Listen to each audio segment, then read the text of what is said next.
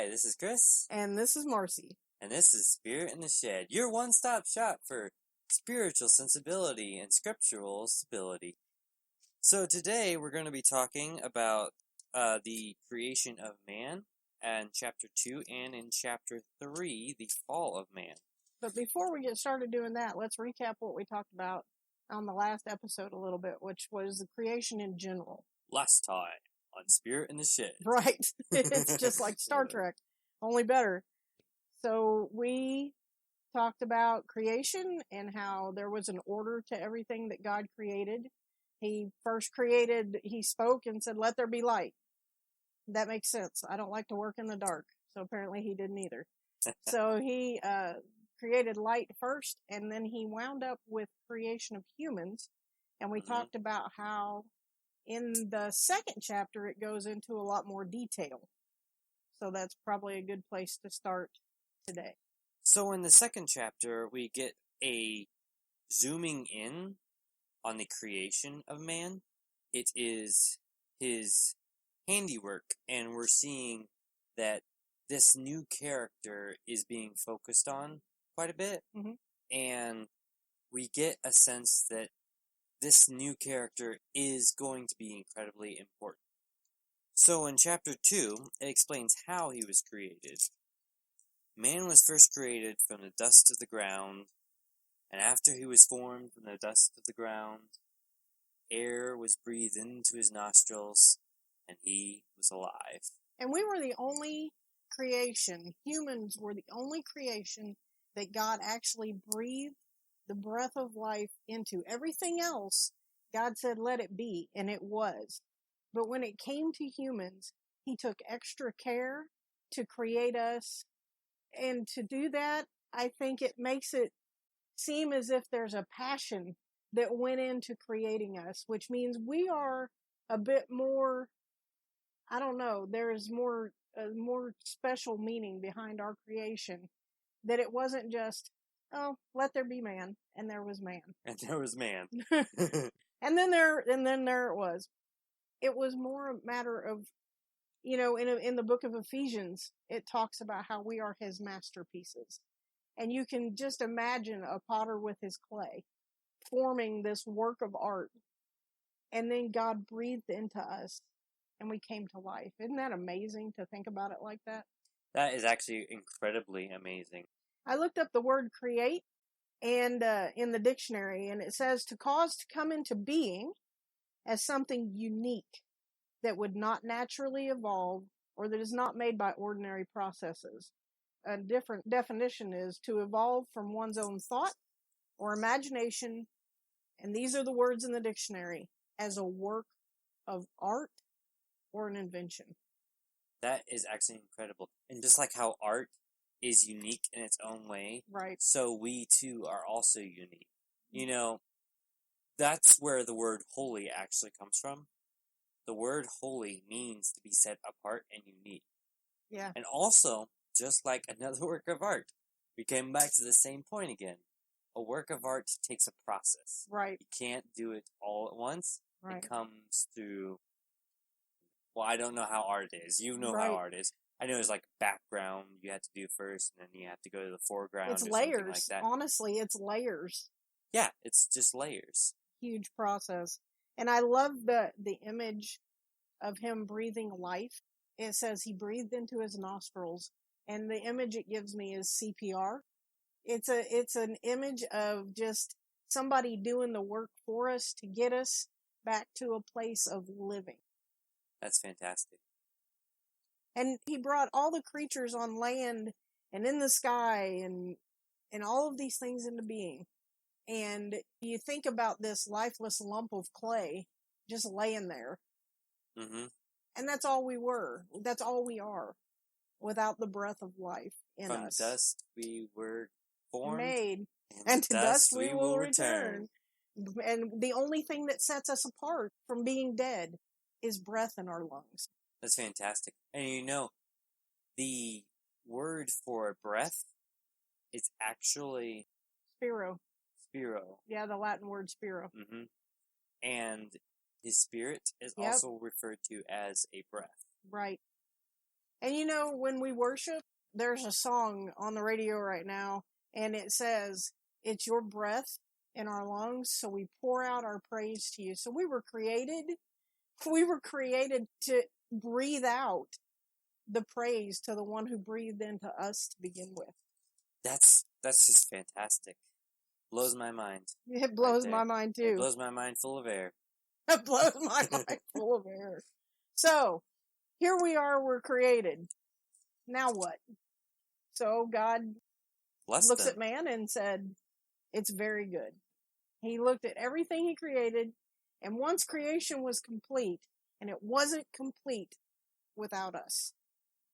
So, wow. you know, I think we need to stop and think about that sometimes, because there's so much negativity in this world, and man versus man conflict, and people hate people. There's so much hatred that it can get people down. And I think we need to stop and realize that God didn't say creation was complete until he created us. Fantastic. So after all of this, God blessed us to be fruitful and multiply upon the earth. But after that, we get this scene, and some would call it a strange scene, because God presents to Adam all of the animals, and he asks them to name them, which is an odd scene, because shouldn't it be God that names the animals? Right. You would think. Yeah, you would think that. And I mean, when I had my son, which some would say I created him, or my husband and I created him at the time, I named him. Nobody else got to name him. So that makes sense. I never thought about it like that, Chris. Yeah. You think at like the beginning of the day, he was like really clever with all the animals he was naming. Like, you know, hippopotamus, rhinoceros, and all that.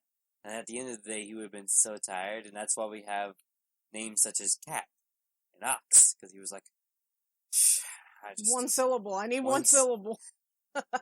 I'm done, God. Yak. That's when he said he was fed up. Yak. I'm done. So, he brought all these animals before Adam, and just to be clear, some Bibles name Adam at the beginning, and some don't. But didn't you say, you and I were talking once, and you said that Adam means man. So no matter which translation you use, it's still going to be the same result. It still means man. Okay. So it doesn't matter whether he's named or whether he's not, because the word that means man is Adam. That's pretty awesome. So he brings all these animals before Adam. What do you think the purpose of that was, since he didn't name him himself?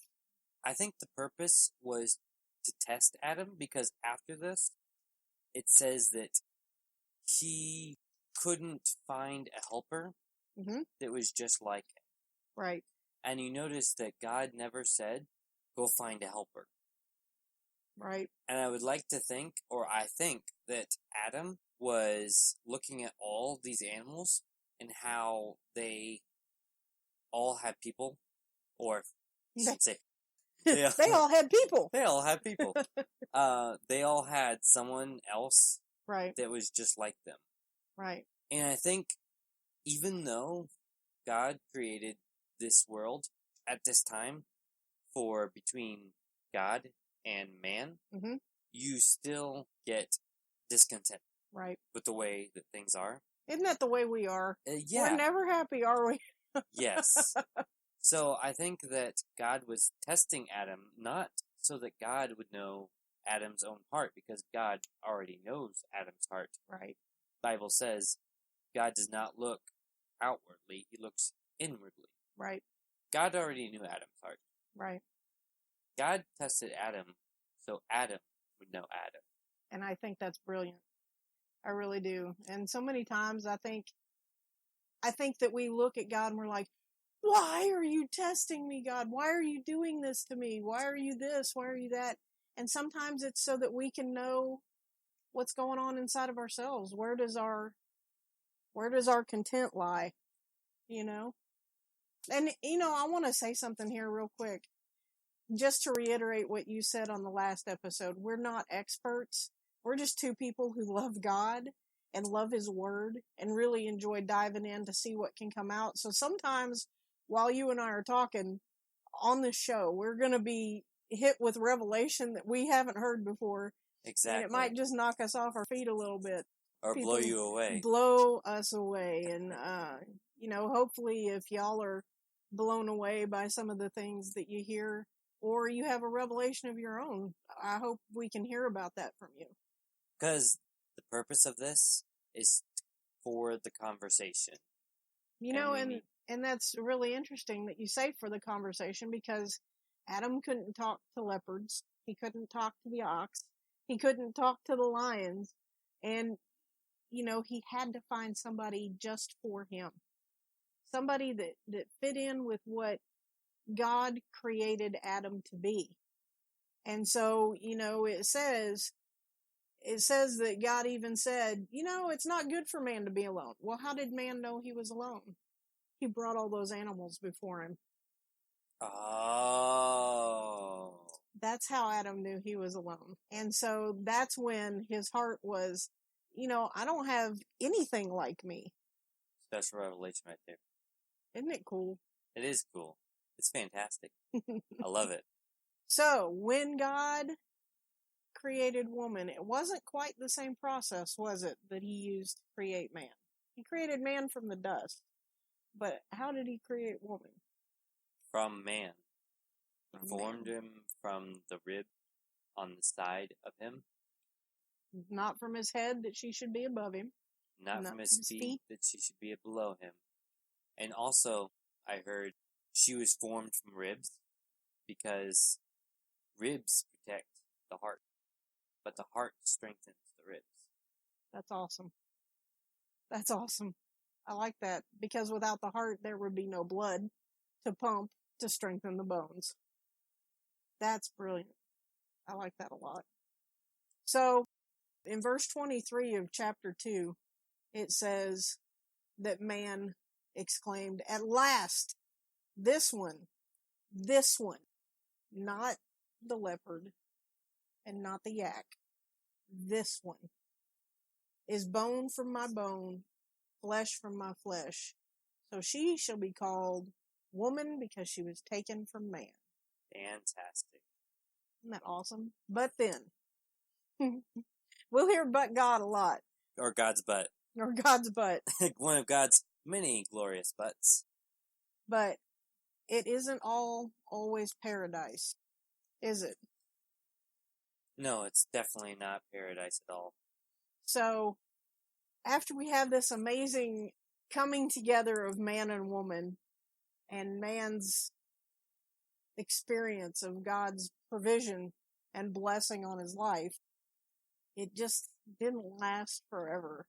And that's another point. It's another point of what makes this a great story. You get conflict. And, we're all taught in school that every great story has conflict of some kind. It's either man versus man versus himself, or man versus nature. And in this sense, that nature would be God. And I was also taught that the conflict was not to just have conflict, but it was sort of a call to adventure. Oh, a call to what? A call to adventure. A call to adventure. I like that. That was worth repeating. That's really good. So, in chapter 3. Things start going downhill. Quickly.